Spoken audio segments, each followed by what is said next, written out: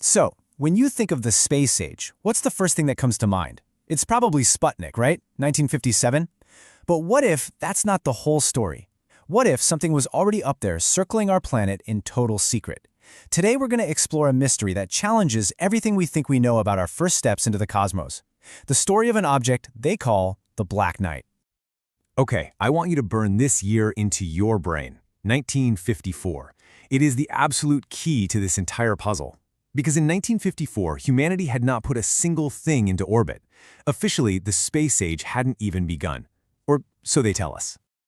See, the weird thing is, back in May of 1954, major newspapers, and I'm talking the St. Louis Post-Dispatch, not some tabloid, were running these huge headlines. They were claiming that artificial satellites were in fact already circling the Earth.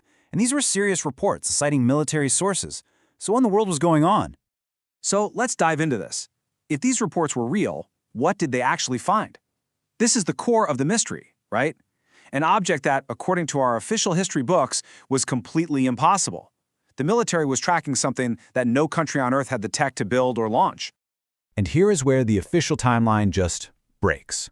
The US military confirmed they were tracking two objects in 1954. But wait a minute. The first official satellite, Sputnik 1, wasn't launched until 1957. That's 3 years later. And the US didn't even get into orbit until 58. So the question is just staring us right in the face. What were they tracking in 54?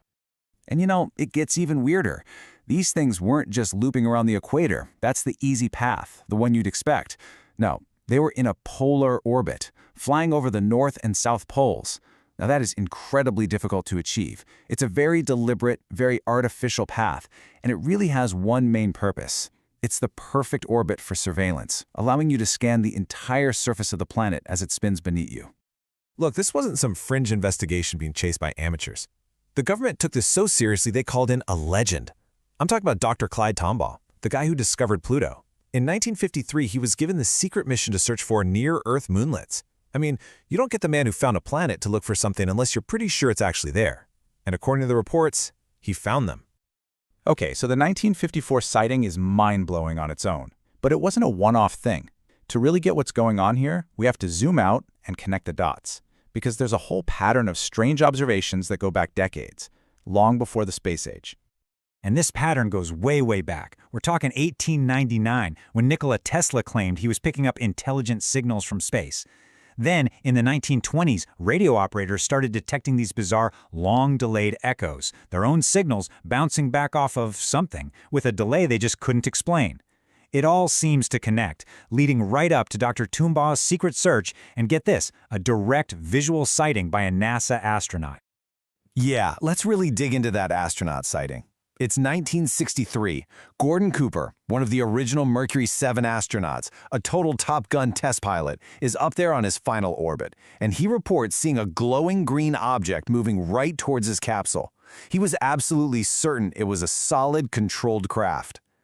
And here's the kicker. It wasn't just his word. The Machia tracking station down in Australia picked up the exact same object on their radar. Think about that. You have visual confirmation from a highly trained astronaut in space, and you have radar confirmation from a tracking station on the ground. That's not a story. That's a verified event. But you know how these things go. After he landed, the official story suddenly changed. NASA started saying Cooper must have been hallucinating from too much CO2 in his suit, and oh, the radar must have malfunctioned. Cooper? He never bought that. Not for a second. For the rest of his life, he was adamant that what he saw was real and that there was an active cover-up. Okay, so let's fast forward a few decades. An official explanation for this whole Black Knight thing finally surfaces, and for a little while, it really looked like the mystery was finally solved. The year is 1998.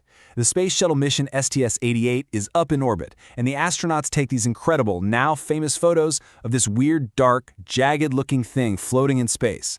And for a lot of people, this was it. This was the proof, a crystal-clear picture of the Black Knight satellite. So NASA comes out pretty quickly with a really simple, really plausible explanation. They said, hey, we know what that is. It's a thermal blanket. One of the astronauts lost it during a spacewalk. Basically just a piece of high-tech space trash all crumpled up into an odd shape. Case closed, right? Well, not so fast, because this is where the official story just completely falls apart. Look, A dropped thermal blanket in 1998? That's a totally reasonable explanation for the 1998 photo. But how on earth does that explain Gordon Cooper's corroborated sighting in 1963? And more importantly, how does it explain the military radar tracks from 1954? When you really look at it, the official explanation doesn't solve a thing. In fact, it just ignores the most important, most mysterious parts of the story. Let's just lay it all out, nice and simple.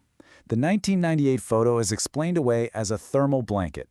The 1963 astronaut sighting is dismissed as an equipment glitch and a hallucination. But what about the original 1954 discovery? The two objects in polar orbit that the U.S. military tracked before the space age even began. There is no official explanation. None. Just crickets. And this is the most important takeaway here. The foundational piece of evidence for this entire mystery has never been debunked.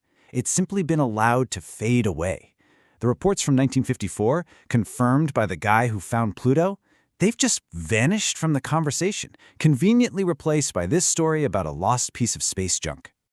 The original discovery from 1954 was never officially disproven. It was just allowed to be forgotten. And that leaves us with one final, really unsettling question. When the official story has holes this big and the silence from the authorities is this loud, is it because the original discovery was just a mistake? Or is it because, even today, they still can't explain what they found?